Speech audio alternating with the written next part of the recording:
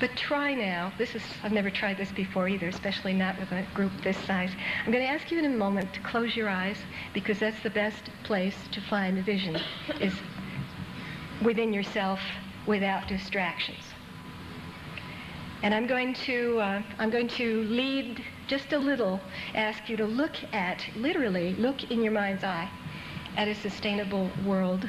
And what I caution you to do, since I've done this now many times, is don't push it. Don't feel that you're a failure if nothing comes, and don't grasp too hard to see something.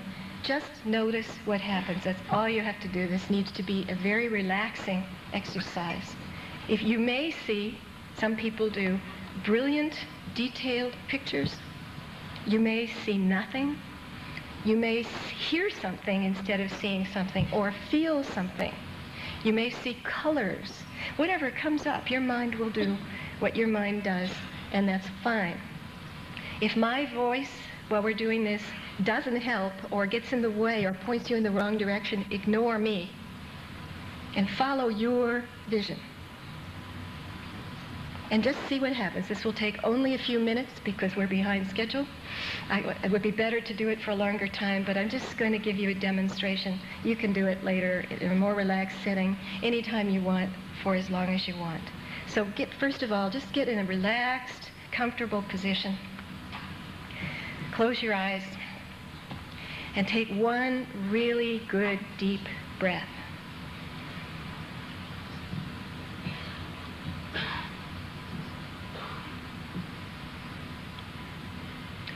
Put yourself in a sustainable world that you really want to live in. Put yourself right in that world.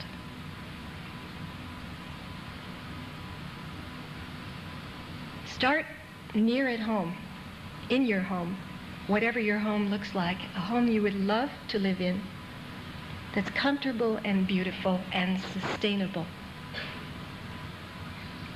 And look around. What does that home look like, inside and outside?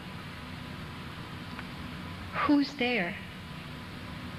What does it feel like to live there, to work there, to eat there, to get up in the morning? What does it feel like to walk out the door into your community, your neighborhood? Rural or urban or in between? What's the neighborhood like? One you would love to live in, that is sustainable, and that knows itself to be sustainable, a world that could be handed on intact or even better to the children and the grandchildren of that neighborhood. Physically, what is the neighborhood like? What's the built environment look like? Where is nature? And what is it like? What kind of energy is powering this neighborhood? What kinds of materials? Where does the water come from? Where does it go? Who's living there? How do they make their living? Where do they go to make their living, if out of the neighborhood? And how do they get there? How do you communicate in the neighborhood and with other neighborhoods? How often? By what means? About what?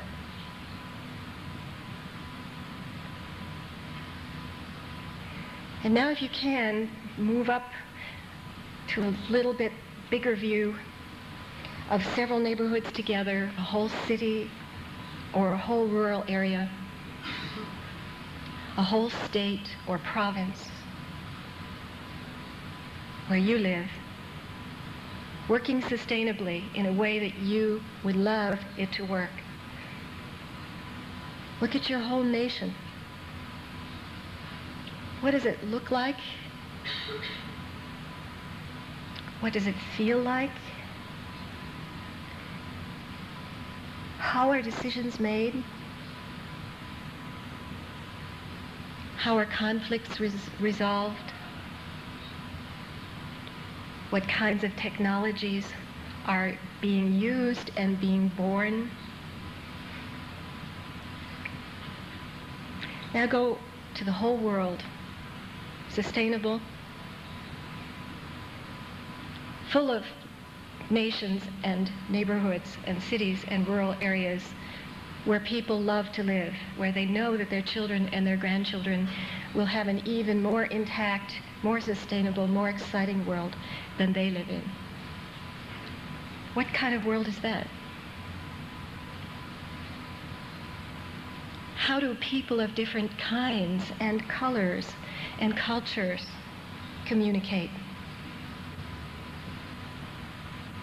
How do they learn from each other? How do they get along with each other? How do they resolve conflicts?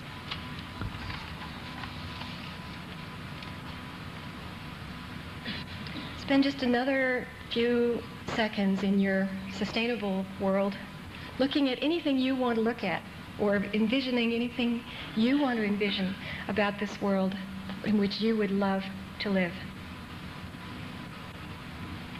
And when you're ready, open your eyes and come on back to the unsustainable real world.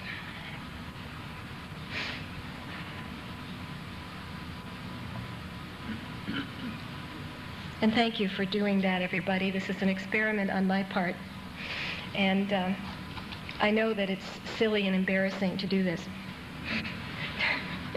And let me suggest, just to make an icebreaker for the conference so you know you have something to talk about at lunch or the next coffee break, let's declare this conference a vision-free zone where it's all right to share your visions with other people.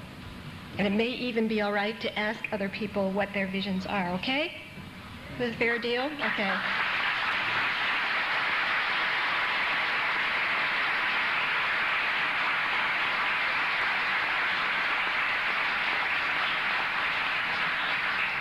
And I just want to end by saying, of course, visioning is not enough. I know that.